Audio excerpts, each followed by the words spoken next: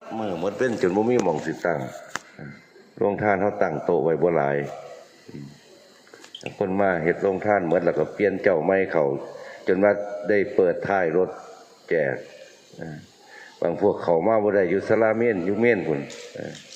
รถเขามาบ่ฮอดบ่มีหม่องเข้ามาคนหลายคนลังมาเอาบุญมาทำบุญกฐินวัดเฮาผู้ใดได้ยินข่าวก็อยากมาผู้ใดได้ยินข่าวงานบุญเฮาก็เจ้าก็อยากมาพากันมาพี่น้องทั้งไกลทั้งไกลบางพวกมาทำบุญตักบาตรแล้วก็ทำบุญแล้วก็ใส่บาตรอาหารถวายจังนั้นแล้วก็เมื่อพวกมาไกล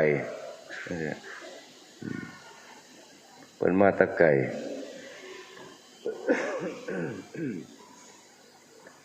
เดินทางไกลมันก็ขอให้ได้มานะขอให้ได้มาไก่กับมาหน่อยๆก็เอาขอให้ได้มาว่าซั่นนี่แหละความศรัทธาความเชื่อศรัทธาความเหลื่อมใสของพี่น้องบ้านไก่บ้านไก่ได้ยินข่าวบัดเฮาเป็นบุญซะแล้วก็บ่ได้ออกหนังสืออันเชิญอีหยังดอกบ่ได้ออกหนังสือดีกาอีหยังผู้ใดได้ยินข่าวก็พากันมาเลยเนี่ยก็หลายป่านนี้ได้ยินข่าวก็พากันเข้ามาทำบุญหลายคักอีหลีเนี่ยจนบ่มีหม่องสิย่างคนให้เดินวัดจนบ่มีหม่องสิย่างสรุปแล้วก็เจ้าภาพกฐินเจ้าภาพใหญ่เพิ่น2เจ้าเพิ่นก็เป็นเจ้าภาพละ2 ล้านเจ้าภาพพวกเข้านี่อีกร่วมกันก็ได้เงินล้านกว่าบาทก็ร่วมเป็น5 ล้านกว่าร่วมเป็นยอดเงินสุทธิของบุญกฐินปีนี้5 ล้านกว่าบาท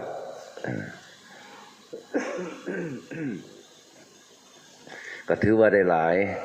ในภาวะจังซี่ถือว่าได้หลายวัดต่างๆคนก็บ่ได้หลายดอกยิ่งข่าวสารบ้านเมืองพระเจ้าพระสงฆ์เป็นข้าวเท่านั้นก็คนก็บ่ใครเข้าวัดทำบุญอีกอย่างหนึ่งภาวะสงครามนำคนอึดเงินอึดทองบ่มีเงินมีทองเอาแนวอาสนะมาปูอีกเด้อบ่พอกันนั่งเด้อาสนะมั้ยหามาอีกอาสนะก็มาอีกว่ามันพระเพิ่นร้อยเมื่อบ้านเมื่อเราเพิ่นบ่แม่นเนาะยังยั่งอยู่เว้ย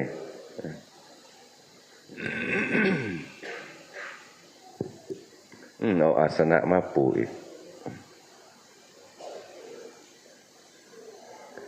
วันนี้เข้าสู่ภาวะปกติของเฮาบุญกฐินแล้วบุญกฐินเป็นมาแล้วสำหรับวัดเฮาปีนี้เข้าสู่ภาวะเดิมคือถึงเวลาเฮาก็นั่งสมาธิภาวนาฟังเทศน์ฟังธรรมอันนี้คือภาวะเดิมของพวกเฮาเนี่ยการฟังธรรมะเนี่ยฟังดูฟังซ้ำๆซากๆถ้าปานนั้นเฮาก็บ่เข้าใจขนาดถ้าฟังธรรมะซ้ำซากอยู่เด้เมื่อใดก็เว้าเรื่องทานศีลภาวนาศีลสมาธิปัญญาเว้าเรื่องข้อประพฤติปฏิบัติของเฮานี่แหละเว้าเรื่องเฮาสิปฏิบัติจังไดก็เว้าแต่แนวเก่านี่เด้มาตกมาศีลใดก็เว้าแต่เรื่องเก่าเรื่องอุบายแยบคายที่สิฝึกจิตใจจัดให้เต็มให้มีหม่องนั่งกัน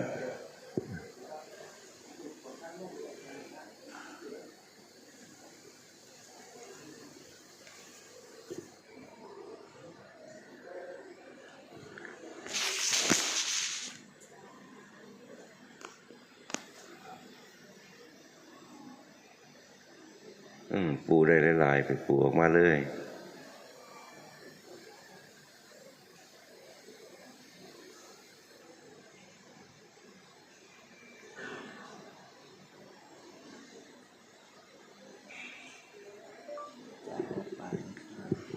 เอานิมนต์นั่งรถนิมนต์ไปละ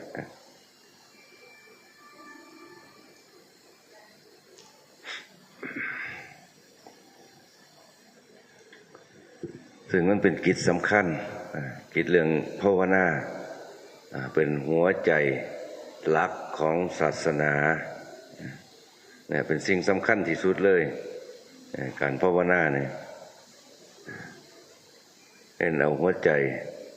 ของศาสนาแต่ว่ามันก็ประกอบกันนั่นแหละเอาศึกษาศาสนาก็อย่าสุดตรงมันก็สามารถเป็นไปได้อันเอาสุดตรงหลายมันก็บ่ได้ก็สิเอาแต่ใจล้วนๆเอาแต่แก่นล้วนๆมันก็คือต้นไม้ตายมันก็ต้องเอาทั้งเปลือกทั้งกระพี้ทั้งกิ่งทั้งใบมีหมดสุแนวหั่นล่ะเพราะว่าแล้วแต่นิสัยวาสนาของคนของผู้เข้ามาสัมผัสสัมพันธ์ผู้มีนิสัยวาสนาก็สามารถยึดถือเอาแก่นได้ผู้บ่มีนิสัยวาสนาก็เอาเปลือกเอาใบเอากระพี้ไปนี่ก็ยังดีอยู่นะก็ยังดีวันบ่ดีเด้ดีสุแนวก็ให้เขาเข้าใจมันดีเบิดสุอันสุแนวนี่แหละข้อประพฤติปฏิบัติมันเป็นเครื่องคัดเก่าจิตใจของเฮาให้คอยใสสะอาดไปนำมื้อวานหรือมื้อก่อนมื้อวานนี่มั้ง มีโยมมาจากกรุงเทพแล้วมาถามเรื่องธรรมะก็เจ้าภาวนาดีก็เจ้าจักสิไปถามผู้ใดก็เจ้าเบิ่งเสิร์ชเบิ่งแล้วก็เจ้าเห็นวัดนี่แหละว่าท่านเห็นมีการอบรมธรรมะมีกิจกรรมต่างๆก็เลยแวะเข้ามาก่อนสิกลับกรุงเทพนะพอแวะเข้ามาก็เลยมาถามเรื่องโยมภาวนาท่านจิตใจเรื่องจิตใจว่ามันมีคนภาวนาดีอยู่ตัวนี่ว่าซั่นเป็นบอกเรื่องสภาวะธรรมสภาวะจิตใจเพิ่นเวลาภาวนาแล้วมันเป็นจังซี่นี่แหละคันเฮาเฮ็ดอยู่มันก็เกิดเพราะว่าเลือกพระบ่เลือกโยมขอให้ปฏิบัติธรรมะก็ย่อมเกิดขึ้นมาได้ย่อมเป็นไปได้เพิ่นบอกเรื่องเพิ่นภาวนาแต่ก่อนก็จิตสงบดีจิตฝึกใหม่ๆจิตมันก็สงบลงดูจิตสงบดีตอนหลังๆเนี่ยเบิ่งจิตว่าซั่นเบิ่งความรู้สึกเบิ่งจิตของเจ้าของเวลามันกระทบอารมณ์เบิ่งจิตเบิ่งใจเวลากระทบต่ออารมณ์ต่างๆบางเทื่อก็มีสติเร็วว่าซั่นมันตาเห็นรูปปุ๊บรู้โตขึ้นมาพร้อมเลยบางเทื่อก็ตาเห็นรูปปุ๊บมันก็ทรงไปตามรูปบ่ดีชอบบ่ชอบสมมุติเห็นอยู่จังซี่ล่ะบางเรื่องมันก็ไปว่าซั่นบางเรื่องมันก็บ่ไปนั่นล่ะว่าซั่นน่ะถึกแล้ววิธีปฏิบัติน่ะวิธีปฏิบัติเฮาเบิ่งความรู้สึกเบิ่งจิตใจของเฮามันไหลไปสู่อารมณ์ต่างๆธรรมชาติจิตใจที่บ่ได้ฝึกบ่ได้หัดสิ่งใดเกิดขึ้นก็ไหลไปตามสิ่งนั้นอารมณ์อันใดเกิดขึ้นตาเห็นรูปหูได้ยินเสียงไปเลยจิตใจเฮามันสิไปบ่ฮู้เมื่อคิงนี่แหละก็จะภาวนามาเรื่อยๆเบิ่งใจมาอยู่เรื่อยๆเดี๋ยวนี้จิตใจใครอยู่ว่าซั่นบ่เป็นทุกข์ปานใดก็มีอยู่แนวสิ่งที่ของก็มีอยู่แน่แต่ว่าบ่เป็นทุกข์คือตะเกาตะกอนว่าซั่นความทุกข์มันเบาบางนี่แหละผลของการภาวนาเป็นจังซั่นเด้จิตใจเบาบางลงโยมปฏิบัติจังสิถูกบ่ว่าซั่นเพิ่นว่าเพิ่นมาถามอุ้ยก็ดีแหละเนาะว่าซั่นเฮาเฮ็ดไปเองฝึกไปเองบ่มีครูบาอาจารย์ฝึกแล้วมันได้ปานนี้มันก็เลิศแล้วถูกทางแล้วมันสบายภาวนาน่ะจิตใจบ่คล้องแวะจิตใจบ่ไปเกี่ยวข้อง จิตใจบ่ส่งออกไปข้างนอกเนี่ยพยายามฝึกสติสัมปชัญญะอยู่เรื่อยๆเมื่อตาเห็นรูปใจเฮาก็บ่ส่งไปตามรูปนั้นรู้ว่าเป็นรูปแล้วมันก็จบลงอยู่ในปัจจุบันจิตมันอยู่ในปัจจุบันนี่แหละถูกแล้วจิตใจเฮาบ่ได้ไปทางอื่นบ่ฟุ้งซ่านส่งไปตามกระแสอารมณ์ต่างๆนี่การภาวนาควรที่สิปฏิบัติจังซี่บอกแล้วก็ดีใจอันมีหยังก็สิโทรเข้ามาหามีหยังก็สิมาถามต่อไปทางหน้าเมื่อมีเหตุภาวนาติดขัดแล้วก็สิโทรเข้ามาหรือคันว่านั่นก็สิมายามเลยว่าซั่นสิมาถามปัญหาจากหม่องสิมาถามแล้วว่าซั่น นี่แหละเรื่องภาวนามันขันมันเฮ็ดลงไปแล้วมันก็เว้าให้กันฟังมันก็เข้าใจได้ขันเฮาเคยเป็นแล้วมันก็รู้จักวิธีการภาวนาจังพวกเขานี่ฝึกมาโดนแล้วก็สิไข้แน่แล้วติก็สิเริ่มรู้จักจิตจักใจรู้จักว่าอันนี้มันกระแสอารมณ์อันนี้มันกระแสจิตกระแสใจของเฮาเนี่ยขันมันบ่ทันได้มีสมาธิบัดนี้มันบ่สามารถประคับประคองจิตใจของเจ้าของให้อยู่ในปัจจุบันได้มันก็เป็นไปตามอารมณ์ต่างๆเกิดขึ้นมาใจเฮาไหลไปตามใจเฮามันไหลไปตามกระแสอารมณ์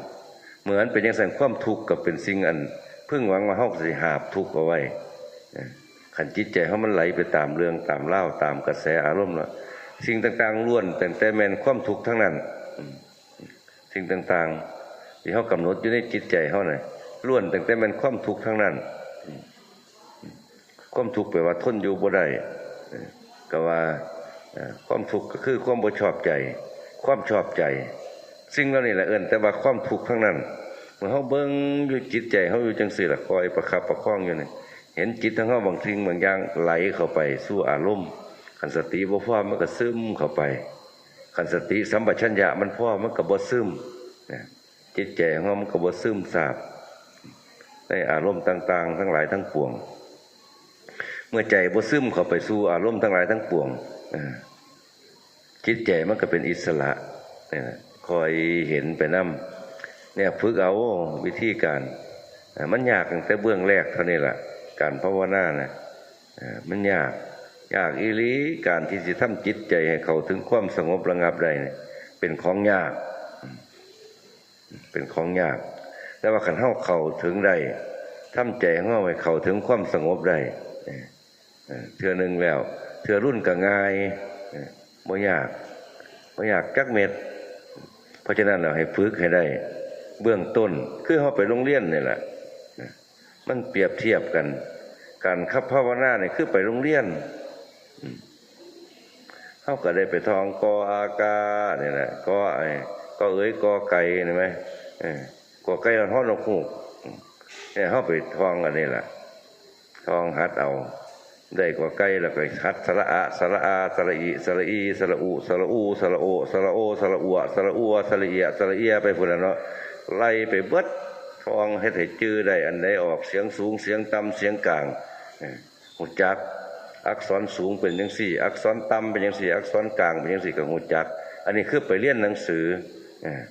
ไปเรียนหนังสือป.1 ป.2ก็ค่อยยับขึ้นไปนำ การภาวนานี่บัดนี้มันผัดต่างจากไปเรียนหนังสือเรียนหนังสือในปีนี้อยู่ป.1ปีหน้าก็ขึ้นป.2แล้วยิ่งซุมื้อนี่เขาบ่ให้สอบตกยิ่งซุมื้อนี่เขาบ่ให้สอบตกเขาซ่อมเอาแต่ว่าภาวนาเนี่ยมันซ่อมบ่ได้เขาบ่ให้สอบซ่อมภาวนาเนี่ยเฮาภาวนามาปีนี้พุทโธพุทโธอยู่เบิดปีจะว่าจิตบ่ร่วมบ่สงบลงเป็นสมาธิให้ปีหน้าก็พุทโธพุทโธอยู่นี่ปีฮื้อก็พุทโธพุทโธอยู่นี่เป็นอนุบาลอยู่นี่เป็นป.1อยู่นี่แล้วเบิดปีเบิดชาติเนี่ยบ่ได้ว่าหลายปีแล้วมันสิเป็นป.2ไปเด้บ่ได้ว่าหลายปีแล้วมันสิสูงไปหน้าเด้เฮ็ดหลายปีก็คือเก่าภาวนาหลายปีมาแล้วก็ซ้ำเก่าอยู่ก็ยังอยู่ป.1คือเก่าอยู่เป็นอนุบาลคือเก่าอยู่เบิ่งลมหายใจแล้วก็แล้วบริกรรมพุทโธแล้วก็เฮ็ดหยังก็แล้ว เหยียบหนอย่างหนอแล้วก็แล้วจิตก็บ่ร่วมลงเป็นสมาธิให้เนี่ยจักเทื่อนี่แหละมันเป็นจังซั่นเมื่อเป็นจังซั่นเฮ็ดจังไดบัดนี้เมื่อมันอยู่ตั้งแต่อนุบาลอยู่ตั้งป .1 อยู่จังซี่เอิ้นว่าการภาวนาเฮาบ่ได้ผลการภาวนาบ่ได้ผลมันสิบ่เลื่อนขึ้นเลยเด้เฮ็ดจังไดเฮาสิเฮ็ดจังไดต้องมีวิธีการต้องมีอุบายให้เจ้าของ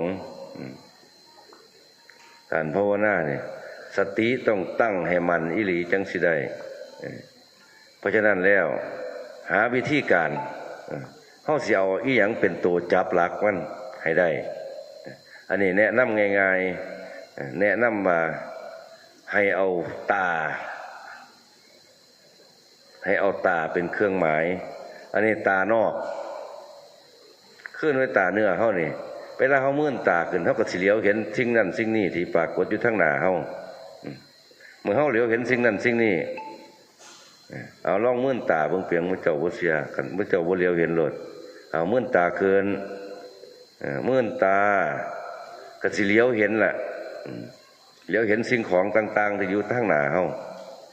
วันนี้พ่อฮู้จักแล้วว่านี่คือตาเหลียวเห็นเฮาก็หลับตาลงบัดนี้เมื่อเฮาหลับตาลงปุ๊บสิ่งที่เห็นอยู่ในปัจจุบันนี่คือความรู้สึกอันนี้เฮาเห็นอยู่ในปัจจุบันนี่ให้จับเอาอันนี้ให้เอาอันนี้เป็นผู้ว่าพุทโธให้เอาอันนี้เป็นผู้เบิ่งลมหันใจลมหันใจเข้าสำใดก็เอาผู้นี้เป็นผู้เบิ่งลมหันใจออกสำใดเอาผู้นี้เป็นผู้เบิ่งสำใดมันสบายคอยประคับประคองตาในเฮานี่เบิ่งลมหันใจเข้าเบิ่งลมหันใจออกคอยประคับประคองอยู่จังซี่ล่ะเมื่อเฮาพยายามประคับประคองอยู่นี่บ่โดนบ่ซ่าบ่โดนจิตของเฮาบ่มีโอกาสพุ่งซ่านส่งไปอื่นเพราะว่าเฮาใส่สติสัมปชัญญะเอาตาในเฮาเบิ่งอยู่เมื่อจิตบ่มีโอกาสได้พุ่งซ่านส่งไปอื่นจิตก็สงบอยู่กับธรรมะเพื่อจิตมันเริ่มสงบลงบ่มีโอกาสได้ไปทางอื่นน่ะจิตมันสงบสติมีกำลังสัมปชัญญะมีกำลังในเอิ้นว่าจิตเริ่มได้เสวยธรรมะเฮาสิเริ่มรู้สึกสบายรู้สึกสบายจิตเฮาอยู่กับลมหายใจสบายเมื่อจิตอยู่กับลมหายใจสบายโดนไปจิตมันตะลึงจังงั่งบัดนี้คันมันเคยอยู่กับลมแล้วมันได้อยู่กับลมหม่องมันสบายมันสิตะลึงจังงั่งเอาไปมาเนี่ยอยากพามันคิดไปทางอื่นมันก็บ่ไปดอกมันเคยอยู่กับลมสบายแล้วมันก็สิอยู่กับลมเลยเพิ่นเอิ้นว่าได้วิตกว่าซั่นคันจิตอยู่กับลมเองเนี่ยเพิ่นเอิ้นว่าได้วิตกบัดนี้จิตอยู่กับลมแล้วบัดนี้มันคอยเบิ่งลมไปเรื่อยๆมันสิเห็นลมคอยลงลมคือจังลมหันใจสิขาดเฮาสิเศร้าหันใจมันสิคอยเห็นจังซี่เด้เมื่อเห็นลมหันใจสิขาดเพิ่นเอิ้นว่าวิจารณ์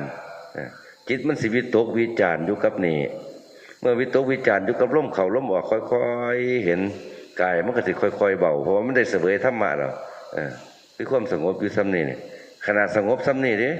ก็ยังถือว่าได้เสวยธรรมะเมื่อใจเฮาได้เสวยธรรมะจังซี่แล้วปิติก็สิบังเกิดขึ้นคือความสุขนั่นเองความสบายเพิ่นเรียกว่าปิตินี่น่ะความสุขความสบายความเบาปิติปัสสัทธิบังเกิดขึ้นน่ะอยู่หั่นล่ะมันเกิดอยู่นี่ล่ะเมื่อเฮาคอยประคับประคองจังซี่มันสิเกิดปิติสุขเอกคตารมณ์จิตเป็นเอกคตารมณ์นี่ล่ะเพิ่นเอิ้นว่าอารมณ์แห่งปฐมฌานนี่ที่เฮาต้องเฮ็ดจังซี่จังสิได้ผลเฮาต้องหาอุบายให้เจ้าของแบบนี้ถ้าเฮาบ่เฮ็ดแบบนี้จิตสิบ่ได้ผลล่ะจิตสิบ่รวมลงเป็นสมาธิให้เนี่ยการศึกษาธรรมะจื้อได้หมด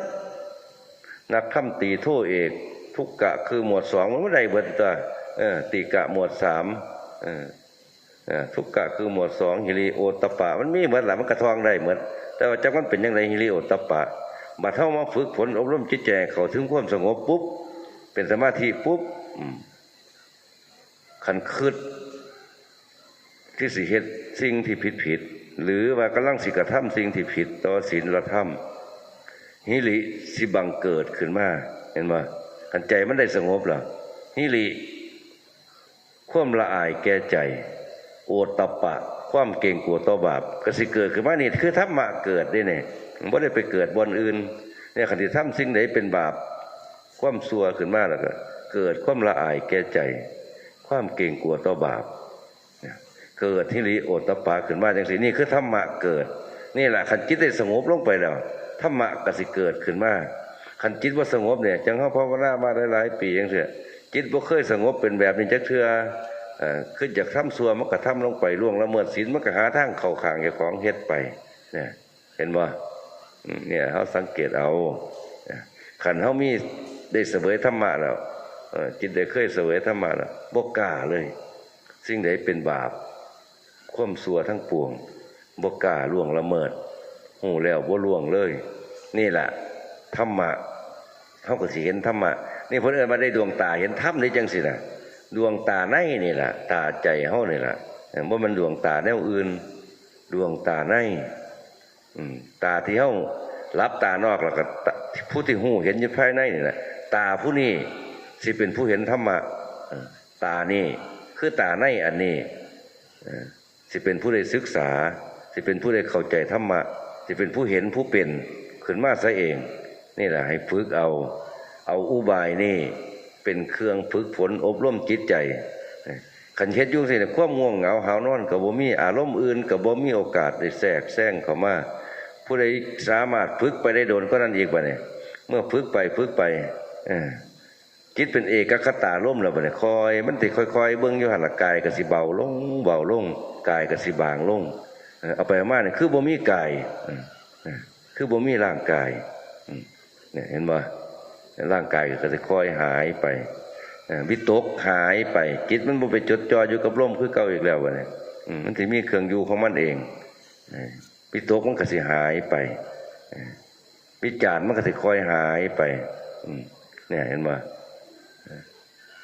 มันสิมีปิติเหลือแต่ปิติความสุขเอกคตาเห็นบ่เนี่ยมันสิค่อยๆหดเข้าไปทุติยฌานตติยฌานจตุตถฌาน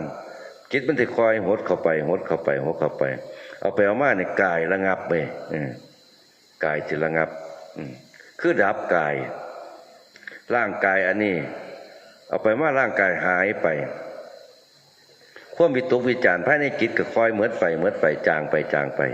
จิตหดเข่ากายหายไปเบิดวิตกวิจารหายไปปิติหายไปสุขหายไปเหลือตั้งแต่เอกคตาจิตเข้าไปแนวอยู่ผู้เดียวกับอุเบกขานี่แหละเมื่อจิตต้องเข้าไปแนวอยู่ผู้เดียวจังซี่เนี่ยระวังกายกับใจแยกออกจากกันโอ้มีกายเลยดิเนี่ยกายของเฮาเนี่ยเอาทิ่มเลยบ่มีเลยเหลือแต่ใจดวงเดียวนี่แหละขันเฮาภาวนาเฮาสิไปเห็นเฮาสิสามารถทิ่มขันธ์ห้าของเฮาได้เห็นบ่ละขันธ์ห้าได้ทั้งที่ยังบ่ทันตายละอัตภาพร่างกายอันนี้ได้ไปเหลือแต่จิตผู้เดียวเนี่ยเห็นบ่การฝึกฝนอบรมใจม่วนมานั่นนี่นี่เฮาสิสามารถละขันธ์ห้าได้ก็ตอนจิตเฮาร่วมลงไปเป็นสมาธินี่แหละร่วมลงไปแนวเข้าไปเป็นหนึ่งเอกคตาจิตนี่แหละนี่การปล่อยว่างขันธ์ห้าการละขันธ์ห้าเป็นจังซี่เองเนี่ยขอให้เฮาฝึกหัดประพฤติปฏิบัติเอามันหักเกิดหักมีมันหักเป็นได้อีหลียังบ่ต้องสงสัยว่าในขันจิตลงไปเป็นจังซี่มันตอนแรกอนุบาลเนาะเป็นป .1 เนาะเป็นกอไก่กอกาอยู่พอมันลงไปจังซี่ปุ๊บกลายเป็นปริญญาขึ้นมาเลยกลายเป็นด็อกเตอร์ขึ้นมาเลยกับหม่องเลยนี่น่ะเนี่ยทางธรรมะต่างกันจังซี่ส่วนการเรียนทางโลกเนี่ยก็คอยไปละป .1 2 3 4 5 6แล้วก็ม .1 กับม .6 พุ่นน่ะมันไปเรียนอนุปริญญาปวชปวสไปคอยเรียนไปเทละขันละตอนตัวสิได้เป็นด็อกเตอร์เนี่ยมันของง่ายจนว่าเฒ่าเนี่ยเรียนไปคักปานนั้นล่ะส่วนการปฏิบัติภาวนาเนี่ยขันจิตมันได้ร่วมลงไประดับกายเป็นด็อกเตอร์กายเป็นศาสตราจารย์ขึ้นมากับมองมามันธรรมดา เนี่ยมันต่างกันจังซี่การปฏิบัติธรรมะขอให้ฝึกให้หัดเบื้องต้นเฮานี่ล่ะให้ได้เฮ็ดให้ได้เฮ็ดให้จริงเมื่อเฮ็ดจริงปฏิบัติจริงตั้งใจแน่วแน่จริงย่อมสำเร็จผลอย่างบ่ต้องสงสัยเอามื้อนี้เว้าน้อยๆสำนี้ล่ะเพราะมันเมื่อยข้อก็แหบแน่จักหน่อยหมดมื้อหมดเว้นสมมุติยุติลงแต่เพียงเท่านี้เอวังก็มีด้วยประการฉะนี้